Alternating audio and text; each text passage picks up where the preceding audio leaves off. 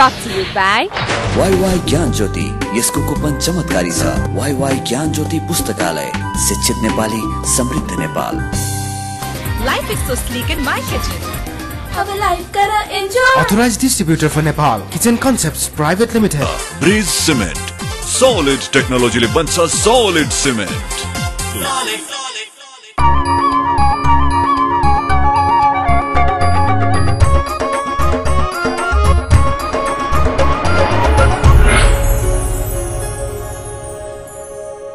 Himalaya television देख रहा सभी दर्शकों में मैं दयाराम अग्रवाल को प्यार भरियो अभिवादन। हर शनिवार सवेरे 10 बजे के समाचार के बाद में आनियो एकमात्र मारवाड़ी कार्यक्रम आपनो नेपाल आपनो गौरव में आप सबको स्वागत। आओ कार्यक्रम में आगे बढ़ा आपकी पंक्तियां से। आपकी पंक्तियां। जिंदगी में किसी का साथ काफी है, कंधे पर किसी का हाथ काफी है, दूर हो या पास फर्क नहीं पड़ता, सच्चे रिश्तों का तो बस एहसास काफी है।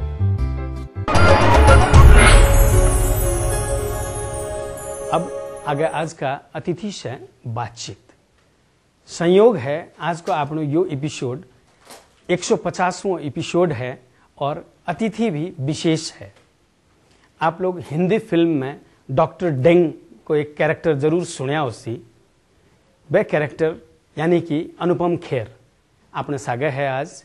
और उन्हें से बातचीत शुरू करने से पहले वह नेपाल में कोशेली स्कूल जो गरीब बच्चा के लिए कई साल से चल रही है, वो स्कूल ने चैरिटी के लिए एक शो करने नेपाल में आएड़ा है और ये आएड़े समय में आपने विशेष समय दियो। सॉरी सर, क्या करने की कोशिश कर रहे थे? सॉरी चाचू, आपकी मदद करने की कोशिश कर रहा था, नहीं करूंगा। अभिनय कला यानी कि एक्टिंग एक अइया की कला है जो कि हर इंसान के अंदर छिपेड़ी हुआ है, बस उन्हें बाहर लाने की जरूरत हुआ है। आप यहाँ के नए असिस्टेंट हो? जी सर, पांडे। मिस्टर पांडे, आगे से मेरे ऑफिस में नॉक करके आया करिए। सॉरी बाउनी सर। कुछ लोग एक्टिंग के जरिए ही दुनिया में जाना जावे है। भारत की फिल्मी दुनिया बॉलीवुड में भी अइया का बहुत सा कलाकार है जो कि आपकी जीवंत अभिनय कला के कारण से लोगों के मन में एक अलग ही स्थान बनाने में सफल है। हिंदू मुस्लिम सिख ईसाई हम वतन हम नाम है। अइया के कलाकार की पंक्ति में एक सफल नाम है अनुपम खेर। मजा आएगा भाई। तुम्हारे वो जेलर राणा विश्व प्रताप सिंह कहाँ है? हा? Rana, very nice meeting you भाई, मजा आ गया। अनुपम खेर हर तरह के रोल ने बखूबी निभाया है। भारत हिमाचल प्रदेश के शिमला में जन्मियोड़ा अनुपम खेर पद्मश्री सम्मान से विभूषित है। हाल तक अनुपम खेर करीब 500 फिल्मों में अभिनय कर चुका है और करीब 100 नाटक में आपकी कला को प्रदर्शन कर चुका है।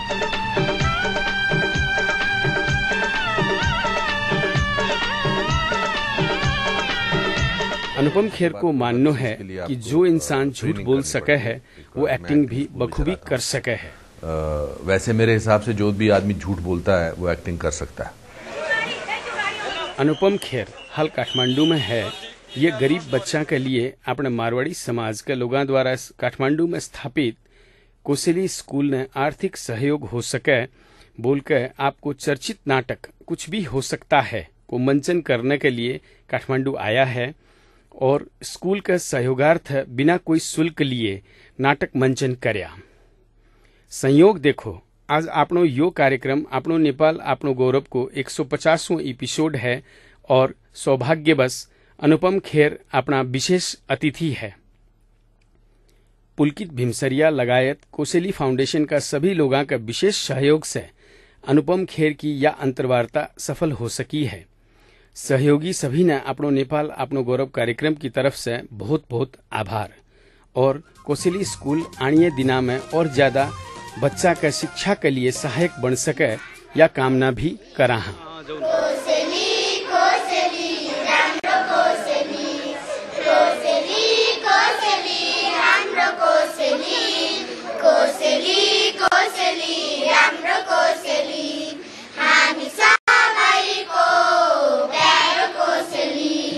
सड़क में पलनिया गरीब बच्चा ने शिक्षा दी जा सके यो सपनों देखनिया और उन सपने ने साकार करने में हर संभव प्रयास करनिया कोसेली स्कूल की फाउंडर एवं आपनो नेपाल आपनो गौरव कार्यक्रम की पहली अतिथि रेणु बगड़िया ने बहुत बहुत साधुवाद। राणा विश्व Pratap Singh, doctor Dan creates war. Doctor Dan को आज पहली बार किसी ने थप्पड़ मारा है। First time. इस थप्पड़ की गूंज सुनी तुमने? अब इस गूंज की गूंज तुम्हें सुनाई देगी, सुनाई देगी। जब तक जिंदा रहोगे तब तक सुनाई देगी। 3 महीने हो गए उसे गए हुए, फिर भी जी नहीं मानता। रातों को जागता हूं, उससे बातें करता हूं, उसे डांटता हूं, उसके सपने आते हैं। अब अनुपम जी से बातचीत को दौर आगे बढ़ावा। कार्यक्रम में अनुपम जी को स्वागत करा। अनुपम जी, कार्यक्रम में आपका स्वागत। Thank you. नेपाल यात्रा का आपका मेन ऑब्जेक्टिव क्या? मैं और ऑफिशियली तो यहाँ पर अपना नाटक करने आया हूँ, मगर मुझे बहुत साल हो गए और लगभग 25 साल हो गए नेपाल आए हुए। तो मेरा दिल था कि यहाँ पर आऊँ, मैं यहाँ के लोगों से मिलूँ। यहाँ दोबारा मैं यहाँ के लोग मुझे बहुत पसंद हैं, जगह तो खूबसूरत है ही, बट इतने साल लग गए आने में, क्योंकि प्ले है जो यहाँ पर मैं कर रहा हूँ कुशोली फाउंडेशन के लिए। और मुझे पूरी उम्मीद है कि मेरे इस आने से यहाँ के लोगों को अपना नाटक देखने को मिलेगा और मुझे भी उन लोगों से मिलने का मौका मिलेगा। आपको किस घटना ने इंस्पायर किया कि आप एक्टिंग के लाइन पे चले जाओ? इसमें कोई घटना तो नहीं थी, मुझे और कुछ आता नहीं था जी। मैं पढ़ाई में बिल्कुल निकम्मा था, कभी भी 38% मार्क्स से ज़्यादा मैंने लिए नहीं। मैं खेलकूद में भी बहुत ज़्यादा नहीं था अच्छा। एक बार मेरा बहुत छोटा था मैं, तो मैं दौड़ रहा था, तो मेरा पीटी टीचर मुझे बोला कि तुम अकेले दौड़ोगे तब भी सेकंड आओगे। तो बस मैं लोगों की नकल करता था, टीचर्स के, पेरेंट्स की, दादा दादी की। और वहाँ से फिर मैंने स्कूल में प्लेस करने शुरू किए। फिर मैं ड्रामा स्कूल में गया, चंडीगढ़ में गया, 1 साल का कोर्स किया डिप्लोमा का। तो मैं एक्सीडेंटल एक्टर नहीं हूँ, मैं ट्रेंड एक्टर हूँ। 3 साल का मैंने ड्रामा स्कूल से किया, फिर मैंने पढ़ाया। तो अब मुझे लगभग 30 साल हो गए यहाँ पर काम करते हुए। अभिनय क्या है और क्या ये गॉड गिफ्टेड होता है? नहीं, गॉड गिफ्टेड तो ऐसे सिर्फ एक खास तरीके से होता है, बट उसके बाद तो हर चीज़ के लिए आपको ट्रेनिंग करनी पड़ती है। बिकॉज मैं एक्टिंग स्कूल भी चलाता हूँ। वैसे मेरे हिसाब से जो भी आदमी झूठ बोलता है वो एक्टिंग कर सकता है। ये आपने कहीं पहले भी कहा था, इसका मतलब क्या है? इसका मतलब ये है कि झूठ जो है वो पहली बार इंसान जो है वो एक्टिंग करता है उसके लिए, क्योंकि झूठ जो है वो सच मानकर तो नहीं चल सकता ना। अगर मैं आपका इंटरव्यू करने आया हूँ और अगर 4:30 का आपने टाइम दिया है और मैं एक्टर नहीं हूँ और मैं 15 मिनट लेट हो गया, तो मैं कहूँगा जरा मुझे लिफ्ट खराब हो गई थी, फिर मैं लिफ्ट में फंस गया। तो बचपन से इंसान जो है वो पहला झूठ जब बोलता है तो वो एक्टिंग का पहला लेसन करता है। मगर क्योंकि फिल्मों में या नाटक में, स्टेज पर झूठ सच लगना चाहिए और उसके लिए ऑडियंस तक पहुंचाने के लिए उसकी एक कार्य प्रणाली होती है। तो वो जब हो जाती है तो इसलिए ट्रेनिंग होता है। गॉड गिफ्ट ये होता है कि कुछ लोग अच्छा गाते हैं, अब कुछ लोग अपने घर का फ्यूज वगैरह ठीक कर देते हैं, इसका मतलब वो इंजीनियर तो बन नहीं सकते, है ना। कुछ लोगों को होता है कि चलो ये गोली खा लो थोड़ा ठीक हो जाओगे, पेट की दर्द की गोली, मगर ट्रेनिंग करनी पड़ती है 5 साल का मेडिकल प्रोफेशन की। एक्टिंग में भी मुझे लगता है कि बहुत जरूरी है ट्रेनिंग वगैरह करना।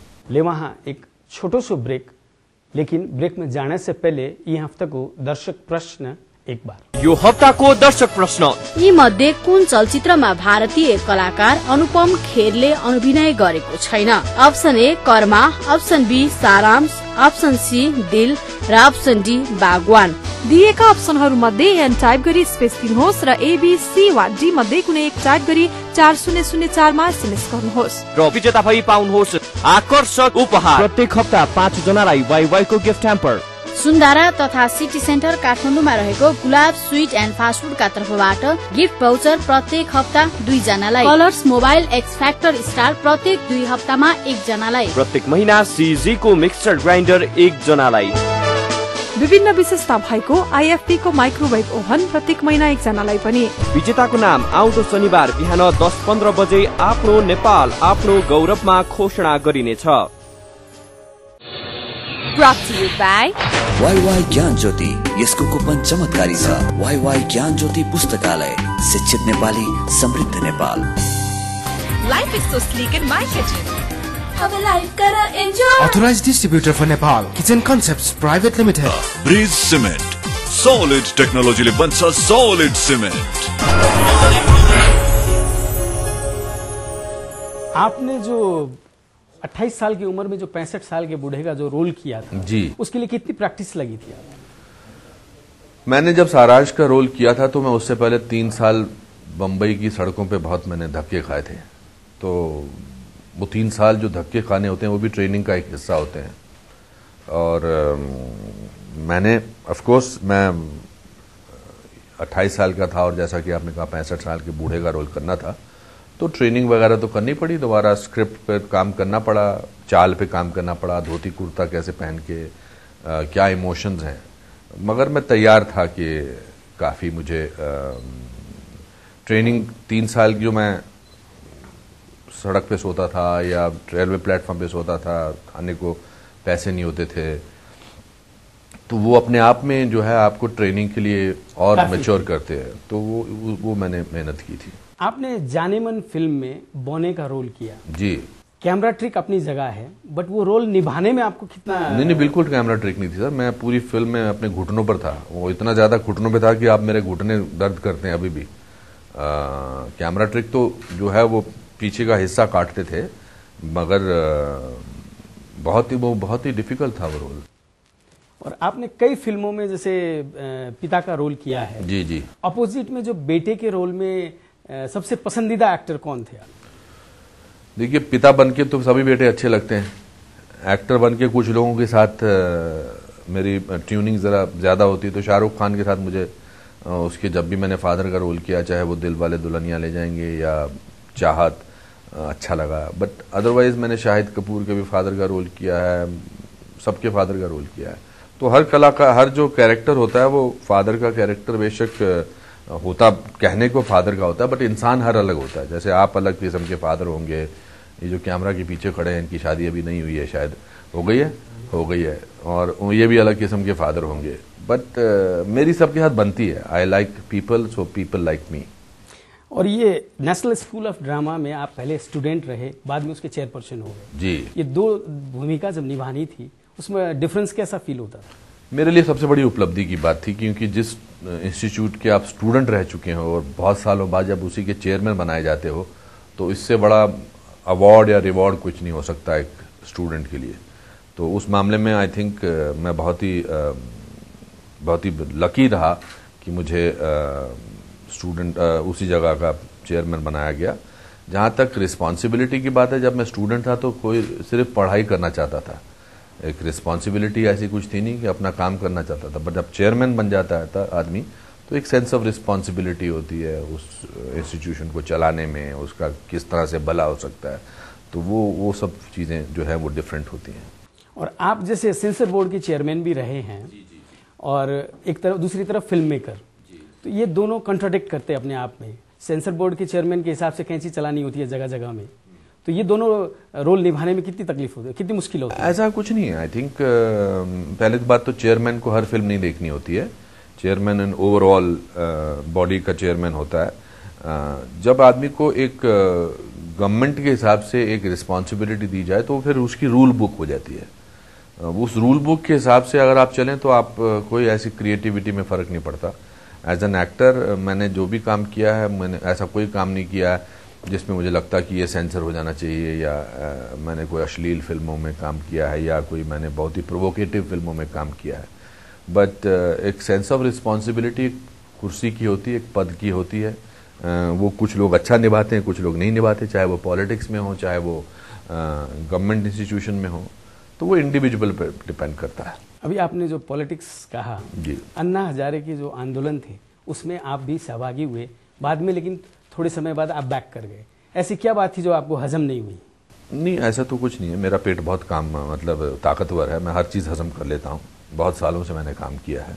अन्ना हजारे ने जो मुहिम चलाई थी भ्रष्टाचार के ऊपर, मुझे लगा as an individual, as an नागरिक, मेरा फर्ज है कि मैं उस मुहिम में हिस्सा लूँ। फिर आगे जाके वो पॉलिटिकल हो गया मामला, पॉलिटिक्स आ गई, और फिर मैं पॉलिटिक्स में ज़्यादा मेरा रुझान एज ए नागरिक है, बट पार्टिसिपेंट मैं फिलहाल नहीं जाना चाहता किसी पॉलिटिक्स में। तो मैं अन्ना हजारे के साथ अभी भी हूँ, मगर जो पॉलिटिकल पार्टी उसकी बनी है उससे मेरा कोई लेना देना नहीं है। तो अभी जो इंडिया में जो पॉलिटिकल चेंज आए हैं, इस चेंज को आप कैसे देखते? बहुत अच्छा change. I think Narendra Modi ji पूरे देश को बदलेंगे, मुझे पूरी उम्मीद है। और उनका मैं बहुत कम कलाकारों में से था जिनका समर्थन मैंने खुल के किया था, क्योंकि मुझे लगता है कि नरेंद्र मोदी एक बिल्कुल ईमानदार किस्म के इंसान हैं। और देश के प्रति उनका प्यार जो है वो बहुत ही रियल है और बहुत रेयर है। चाहे वो पॉलिटिशियन हो, इसके बावजूद भी, मगर जो उनकी देशभक्ति की भावना है और वो बहुत खुल के सामने नजर आती है। और भ्रष्टाचार में उनका ज़रा भी विश्वास नहीं है। गुजरात का एक मॉडल उन्होंने जो तैयार किया, उसी मॉडल पे अगर हिंदुस्तान को चलाएंगे तो अगले 5 सालों में हिंदुस्तान बहुत तरक्की कर सकता है। और मुझे बड़ी खुशी हुई कि अपने पहले कुछ ट्रिप पे, इंटरनेशनल ट्रिप पे, वो नेपाल में आए और नेपाल को उन्होंने न्योता दिया एक मित्रता का। और इससे जो है नेपाल के और हिंदुस्तान के जो हमारे संबंध होंगे और भी घनिष्ठ होंगे, चाहे वो औद्योगिक हिसाब से हो, चाहे वो सांस्कृतिक हिसाब से हो। तो मैं एक नए हिंदुस्तान की उम्मीद करता हूं मोदी जी के नेतृत्व में। ले वहाँ एक छोटो सो ब्रेक।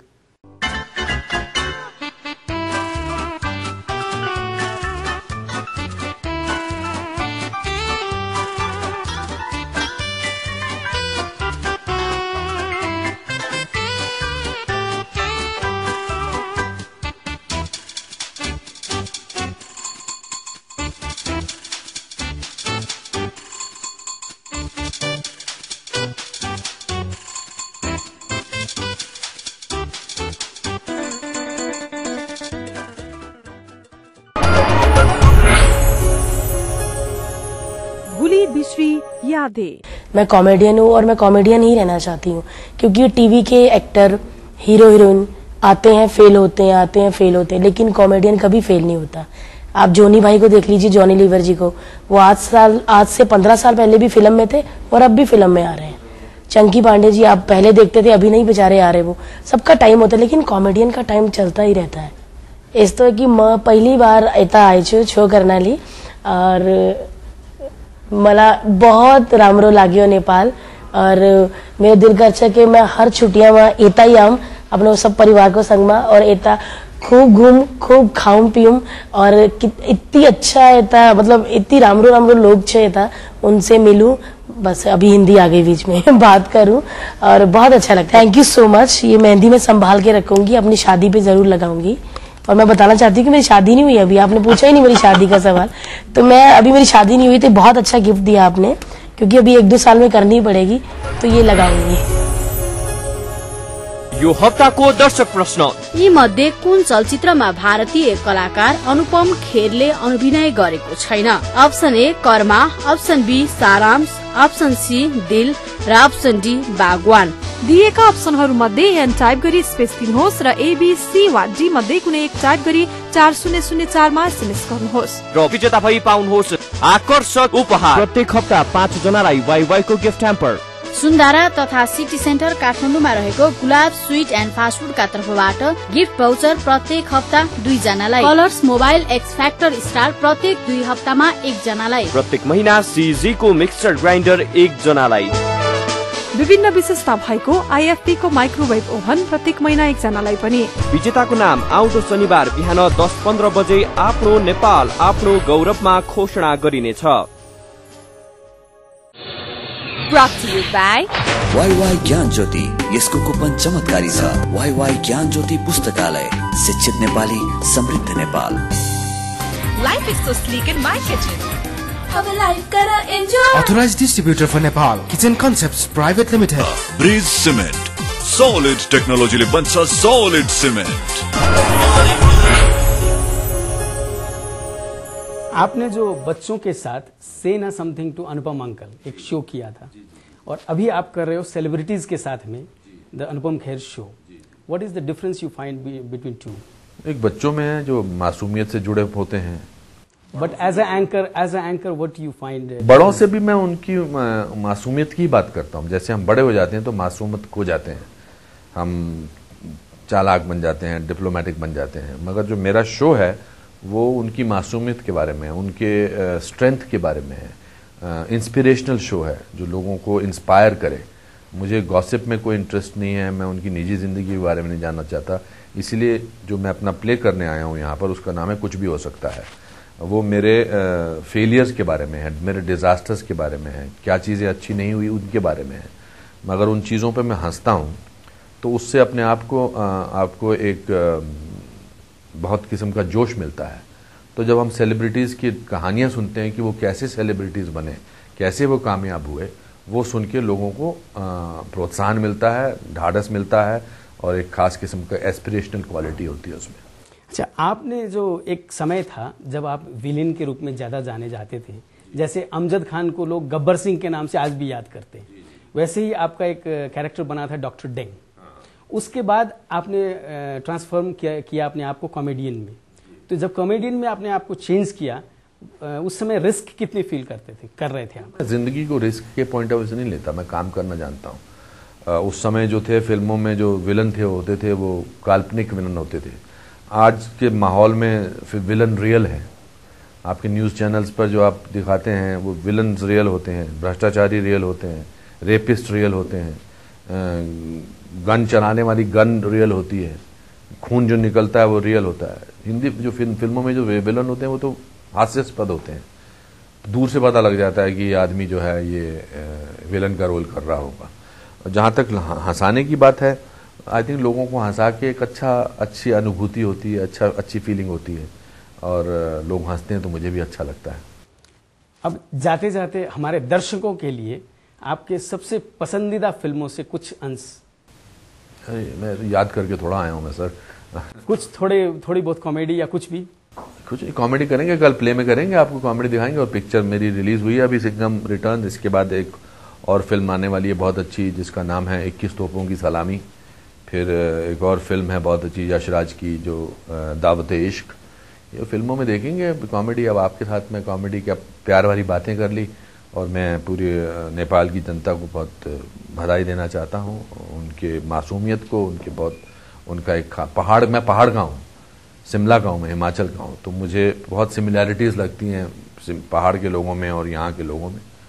और मैं प्रार्थना करूँगा कि नेपाल बहुत तरक्की करे हर फील्ड में, हर स्फेयर में, और मेरी फिल्में ऐसे ही देखते रहें, और मैं ऐसे ही अगले बहुत सारे सालों तक उनका मनोरंजन करता रहूँ। एज ए एक्टर आप नेपाल के जो एक्टिंग फील्ड में लोग हैं उनसे क्या कहना चाहिए? देखिए, मैं किसी भी फील्ड में ये कहता हूँ कि ईमानदारी और कड़े परिश्रम का कोई दूसरा ऑल्टरनेट नहीं है।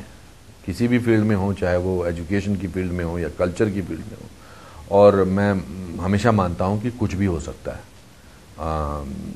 बहुत प्यार से और लगन से काम करना चाहिए, और उनको भी, कलाकारों को भी काम करना चाहिए। यहाँ की तो सांस्कृतिक जो है धरोहर जो है वो बहुत ही पक्की है और बहुत ही अच्छी है, और यहाँ मिलकर लोगों को एक्टिंग का कोई स्कूल खोलना चाहिए। अगर मेरी ज़रूरत पड़े तो मैं ज़रूर हेल्प करूँगा।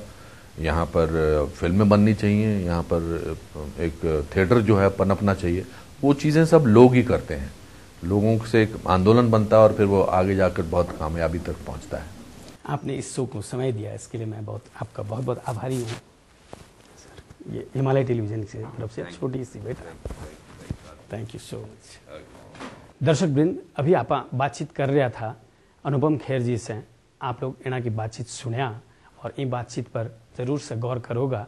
इतनों कहते हुए अब जाते जाते पिछले हफ्ते पूछे गए दर्शक प्रश्न को जवाब, उनके विजेता को नाम और यी हप्ताको दर्शक प्रश्न फिर से एक बार। गत हप्ता सोधिएको प्रश्न, स्वर्गीय नायक श्रीकृष्ण श्रेष्ठद्वारा अभिनीत अन्तिम चलचित्र कुन हो? Option A Kohinoor, option B A Mero Hajur, option C truck driver र अप्सन डी कहाँ भेटिएला। यसको सही उत्तर हो अप्सन ए कोहिनूर। दर्शक प्रश्नको भाग्यशाली विजेता भई वाईवाई को गिफ्ट ह्याम्पर पाउन सफल 5 SMS कर्ता हुनुहुन्छ 98 42 32 86 71, 98 510 57 439, 98 470 13 1 34, 98 46 19 28 27, 98 41 82 16 97। गुलाब स्वीट्स एन्ड फास्ट फूड को गिफ्ट भाउचर पाउन सफल हुनुभएको छ 98 475 90 1 25, 98 075 58 2 67। कलर्स मोबाइल पाउन सफल हुनु भएको छ 98 13 79 49 36। सीजी को मिक्सर ग्राइन्डर पाउन सफल हुनु भएको छ 98 16 92 69 85। आईएफबी को माइक्रोवेभ ओभन पाउन सफल हुनु भएको छ 98 5 10 35 7 46। बधाई छ। यो हप्ताको दर्शक प्रश्न, यी मध्ये कुन चलचित्रमा भारतीय कलाकार अनुपम खेरले अभिनय गरेको छैन? Option A Karma, option B Saaransh, option C Dil र अप्सन डी बागवान। दिएका अप्सनहरू मध्ये एन टाइप गरी स्पेस दिनुहोस् र एबीसी वा डी मध्ये कुनै एक टाइप गरी 4004 मा एसएमएस गर्नुहोस् र विजेता भई पाउनुहोस् आकर्षक उपहार। प्रत्येक हप्ता 5 जनालाई वाईवाई को गिफ्ट ह्याम्पर। सुन्दारा तथा सिटी सेन्टर काठमाडौँमा रहेको गुलाब स्वीट एन्ड फास्ट फूडका तर्फबाट गिफ्ट भाउचर प्रत्येक हप्ता 2 जनालाई, colours mobile x factor star प्रत्येक 2 हप्तामा 1 जनालाई, प्रत्येक महिना सीजी को मिक्सर ग्राइन्डर 1 जनालाई, विभिन्न विशेषता भएको आईएफबी को माइक्रोवेभ ओभन प्रत्येक महिना 1 जनालाई पनि। विजेताको नाम आउँदो शनिबार बिहान 10:15 बजे आफ्नो नेपाल आफ्नो गौरवमा घोषणा गरिनेछ। आज के लिए यो कार्यक्रम इतना ही। अगले शनिवार फिर नई सामग्रियां का सागा उपस्थित रहूंगा। तब तक के लिए मने भी इजाजत दो। और ये कार्यक्रम के बारे में आपकी कोई भी सलाह सुझाव प्रतिक्रिया हो है तो मेरे से टेलीफोन संपर्क कर सको हो 98 498 23 804 में, या ईमेल संपर्क कर सको हो आपनो nepal@himalaytv.com पर। और अब आप फेसबुक संजाल में भी हाँ आपनो नेपाल पेज में जाकर के सारी जानकारी ले सको हो, और यूट्यूब में लॉग ऑन करके पुराना एपिसोड देख सको हो, और आप लोग मैंने ट्विटर में भी फॉलो कर सको।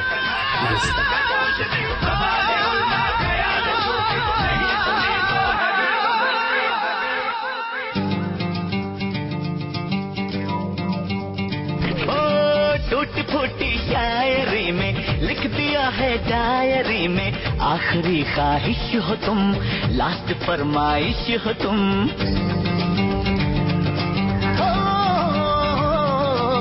टूटी फूटी शायरी में लिख दिया है डायरी में, आखिरी ख्वाहिश हो तुम, लास्ट फरमाइश हो तुम। तू समझता क्यों नहीं है, दिल बड़ा गहरा दुआ है, आगे चलती है हमेशा हर तरफ धुआं धुआं है। कूद जाती यहाँ मिलेगी, हिल जरा दुनिया गिलेगी, वरना माई डियर हरा गिरी कर, हरा गिरी कर, हरा गिरी कर। अरे क्या करो चाचू, इतना बढ़िया नाच गा रहे हैं। अबे पहन दे टके, 5 मिनट से ज्यादा गाना चला तो ऑडियंस हो जाएगी। जाने जमाना पर किया है जानना।